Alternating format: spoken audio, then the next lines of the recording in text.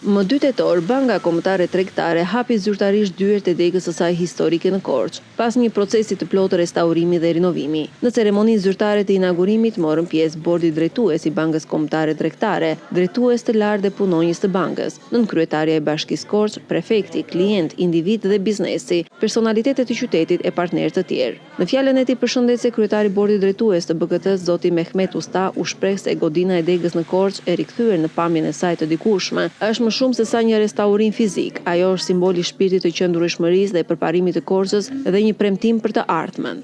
Besimi, qëndrueshmëria dhe shërbimi ndaj klientit kanë qenë dhe mbeten shtylla themelore të punës sonë. Tashmë të fuqizuara nga teknologjitë të avancuara dhe zgjidhjet digjitale, si një dëshmi e përkushtimit tonë të palëkundur drejt qëndrueshmërisë dhe përsosmërisë. Nënkryetaria e Bashkisë Benila Themeli vlerësoi punën e bërësit dhe kontributin jo vetëm arkitekturor të godinës, por dhe financiar që BKT i ka dhënë Korçës. Shumë e kënaqur në emër të institucionit që përfaqësoj, në emrin tim për këtë transformim, duke ju uruar punë të mbar për këtë institucion të rëndësishëm financiar që ka impaktin e vet në dinamikat ekonomike të Korçës, ku shumë përfaqësues biznesi që gëzohem që i shoh që janë prezent edhe në këtë inaugurim, kryejnë veprimet e tyre tregtare nëpërmjet bankës tuaj. Prefekti Ertil Jole nga ana tjetër tregoi për rëndësinë e kësaj godine, si dhe për bashkëpunimin që Banka Kombëtare Tregtare ka me njësa biznesesh në Korçë.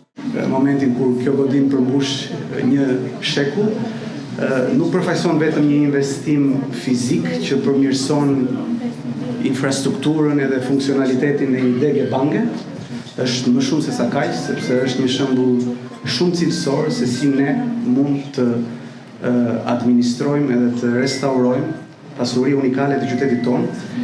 Banka Kombëtare Tregtare është banka më e madhe në Shqipëri me një total aktiv prej $7 miliardë në bazë të konsoliduara grupi bankar në fund të dhjetorit 2024, duke zotëruar gjithashtu 25% të aseteve totale të sistemit bankar në Shqipëri.